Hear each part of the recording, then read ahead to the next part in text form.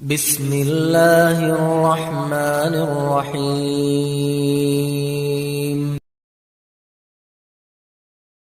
Umar bin Khattab ini orang yang sangat tegas, gitu ya. Pada saat dia sudah taubat kepada Allah Subhanahu wa taala, maka dia orang yang paling tegas terhadap orang kafir.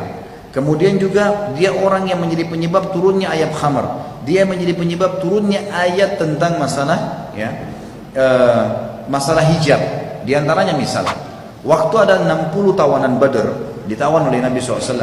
Waktu perang Badar tahun 2 Hijriah, Nabi SAW menang dengan para sahabat. Ada 60 tawanan Badar. Nabi SAW sempat musyawarah dengan beberapa sahabat. Kita apakan nih 60 tawanan Badar nih? Ditanya Abu Bakar bilang, ya Rasulullah, kita kasihan, ini keluarga kita juga, biarin aja mereka kita bebasin, tunjukkan kepada orang kafir kalau kita tuh baik. Kata Nabi SAW yang lain pendapatnya, ada yang satu mengatakan, ya Rasulullah, bebasin tapi mereka suruh bayar denda, tebus keluarganya, biar mereka tahu tidak boleh mengulangi lagi perbuatan ini. Masing-masing sahabat berputar di pendapat yang sama. Ternyata waktu Umar bin Khattab ditanya, apa kata Umar pada saat itu? Ya Rasulullah, datangkan orang terdekat dari mereka, 60 orang ini, dengan saya, sepupu saya kah, kerabat saya kah, datangkan, saya tebas lehernya. Ya Rasulullah, datangkan kerabat terdekatnya Abu Bakar, suruh Abu Bakar tebas lehernya. Datangkan kerabat terdekatnya si fulan, tebas lehernya. Semua dibunuh nih. Kata Nabi SAW, kenapa hai Umar? Umar sebutkan alasannya. Ya Rasulullah, 60 orang ini keluar dari Mekah, memang mau memerangi Islam. Kebetulan kita menang. Kalau kita kalah, kita sudah dibunuh sama mereka. Dan harus kita tunjukkan ketegasan kepada orang kafir yang seperti ini. Ini bukan orang kafir yang tinggal sekota dengan kita. Ini orang-orang kafir yang keluar ingin memerangi Islam. Maka Nabi SAW waktu itu lebih cenderung dengan pendapat sahabat yang lainnya. Umar tidak diterima pendapatnya. Subhanallah, besok paginya menjelang subuh, Umar adalah habis sholat malam, biasanya beliau ke masjid sebelum azan subuh, bertemu dengan Nabi SAW. Beliau menemukan Abu Bakar sama Nabi SAW sedang menangis. Maka kata Umar, ya Rasulullah, wahai Abu Bakar, apa yang membuat kalian menangis?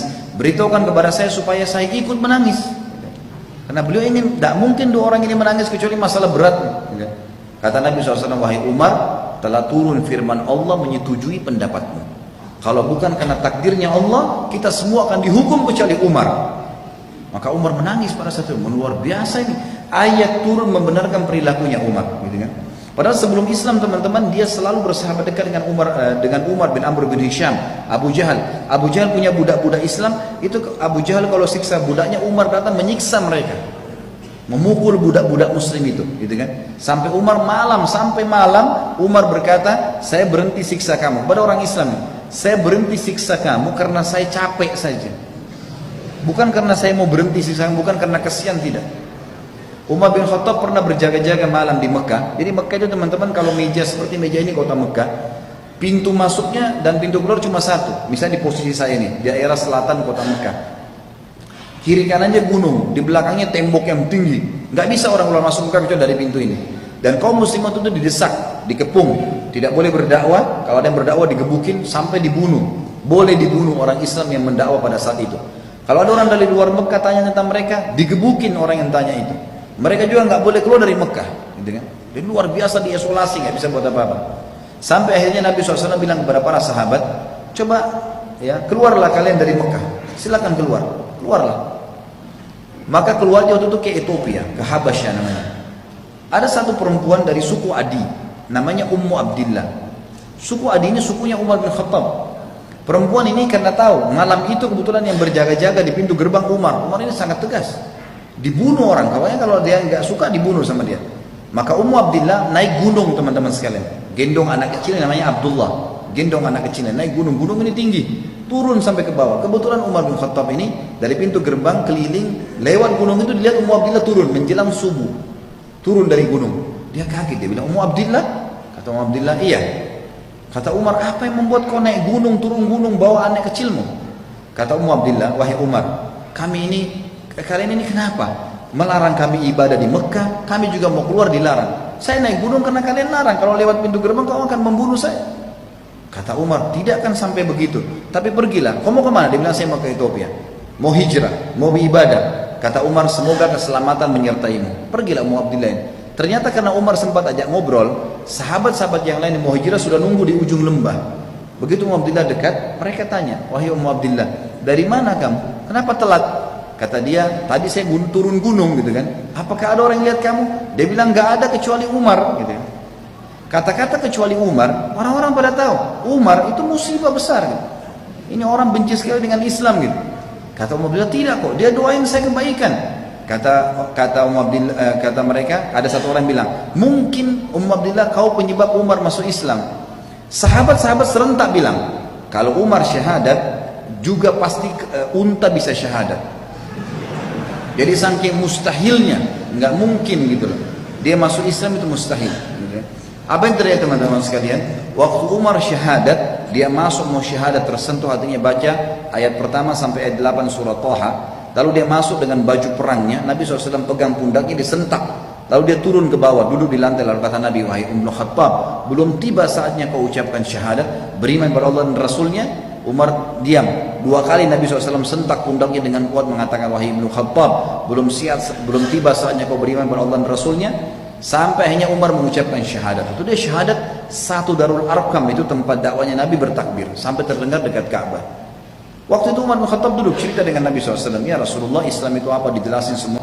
Selesai belajar, baru berapa menit belajar, kata Umar pertama apa? Ya Rasulullah, yang anda sampaikan ini benar, betul begitu? Dia bilang iya. Orang-orang Quraisy sembah berhala, salah kan? Salah. Kenapa kita di sini ya Rasulullah? Kita keluar perangi aja. Baru masuk Islam, dia sudah mau perangi orang-orang Quraisy. Nabi bilang, belum saatnya hai Umar. Lihat bagaimana orang yang taubat ya. Dia tahu dulu salah, sekarang ini sudah benar. Dia mempertahankan kebenaran. Padahal dulu buruk sekali. Benci Islam, sekarang perjuangkan Islam. Kata Umar, dia penasaran. Dia bilang sama orang-orang di situ, siapa di antara orang-orang Quraisy yang paling benci kalian, umat Islam, selain saya? Umar tahu dulu dia sangat benci dengan Islam. Kata para sahabat, temanmu Umar bin Amr bin Hisham, Abu Jahal gitu kan. Umar pergi ke rumahnya, ketuk rumahnya.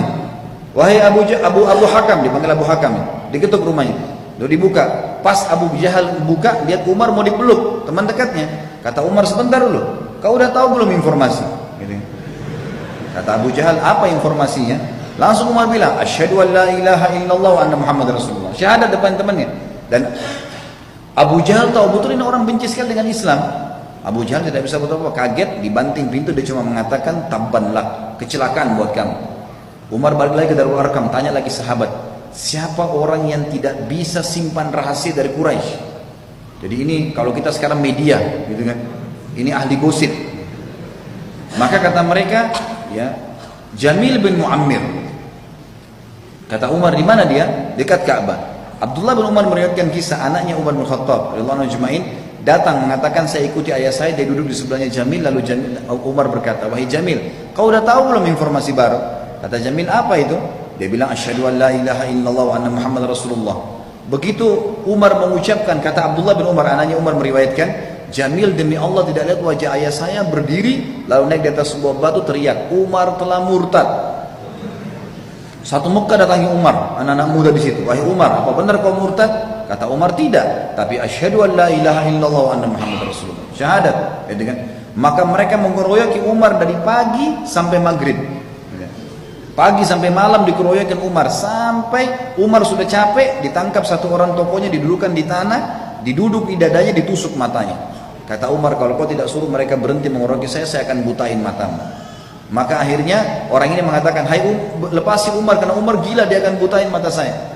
Dibebasin. Besok Umar datang habis mandi keliling Ka'bah, teriak lagi, asyhadu an la ilaha illallah wa anna Muhammad Rasulullah. Diiklankan Islam. Orang keroyokin dari pagi sampai terbenam matahari, berantem terus. Terus capek, tangkap tokohnya satu orang Quraisy, jatuhin di tanah, dudukin dadanya, ditusuk matanya. Kau tidak lepaskan mereka, tidak suruh mereka bubar, saya butain matamu. Suruh bubar. Hari ketiga begitu lagi. Hari keempat Umar syahadat, gak ada yang berani lagi. Sudah gak ada lagi yang melawan Umar.